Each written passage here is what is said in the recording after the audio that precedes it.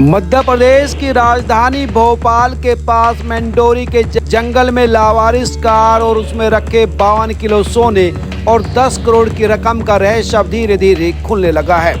जंगल में फेंकी गई इस अकूत दौलत के मालिक सौरभ शर्मा की तलाश अब ईडी और इनकम टैक्स के अलावा मध्य प्रदेश की पुलिस भी कर रही है।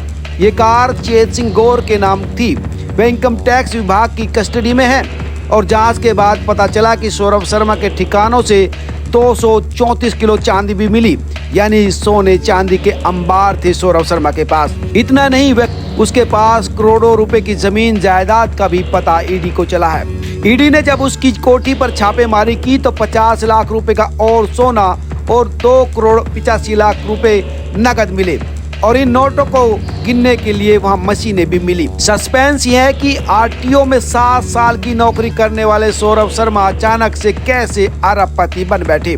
उसके सर पे कैसे अफसरों का हाथ आया जिसके जरिए उसे जादुई चिराग मिल गया और उसके ऊपर रुपयों की बारिश होने लगी। दरअसल सौरभ शर्मा को अनुकंपा के आधार पर परिवहन विभाग में नौकरी मिली थी जब उसके पिता की मौत हो गई थी। 2016 में जब उसने ड्यूटी शुरू की तो चेक पोस्टों से होने वाली काली कमाई का उसे अंदाजा हुआ।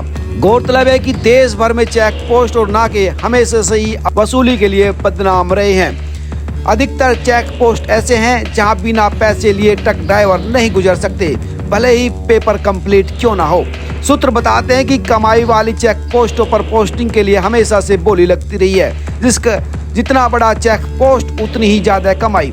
चेक पोस्ट बंद होने के बाद भी यहाँ पर वसूली की खबरें आती रही है। नाम नहीं छापने की शर्त पर परिवहन विभाग से जुड़े कर्मचारी बताते हैं कि इसी अवैध कमाई के दम पर सौरभ शर्मा जल्दी अफसरों का लाडला बन गया और इसी वजह से उसका ट्रांसफर अक्सर कमाई वाले नाकों पर होने लगा और फिर बाद में अफसरों की मेहरबानी से उन्हें इन चेक पोस्टों का ठेका भी मिलने लगा। जुलाई में मध्य प्रदेश में मोहन यादव सरकार सत्ता में आई तो उसने चेक पोस्ट बंद करने का ऐलान कर दिया। तब मध्य प्रदेश में 47 चेक पोस्ट थे। सूत्र बताते हैं कि 23 नाकों का ठेका सौरभ शर्मा के पास था। ये चेकिंग नाके शर्मा जी के लिए नोट छापने की मशीन बन गए। वह टेंडर हासिल करने के लिए चेक पोस्ट को थर्ड पार्टी के हवाले भी कर देता था। हर नाके से उसे लाखों का कमीशन मिलता था। हर दिन वह खुद चेक पोस्ट से अपना हिस्सा लेने आता था। बाकी की कमाई वहां तैनात कर्मचारियों के लिए थी।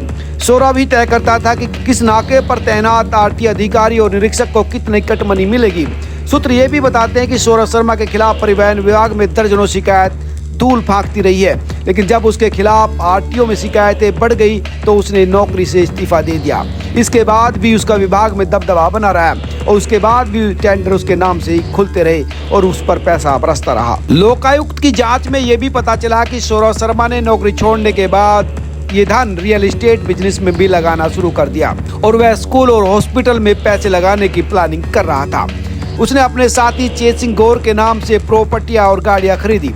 जिस गाड़ी में 52 किलो सोना और 10 किलो रुपए मिले वे चेत सिंह के नाम पर ही रजिस्टर्ड थी। करोड़ों का सोना भी उसने चेत सिंह के नाम पर खरीदा था। चेत ने पूछताछ में बताया कि वह बतौर कर्मचारी सौरभ शर्मा के साथ काम करता था। चेक पोस्ट पर वह रुपयों का हिसाब किताब रखता था।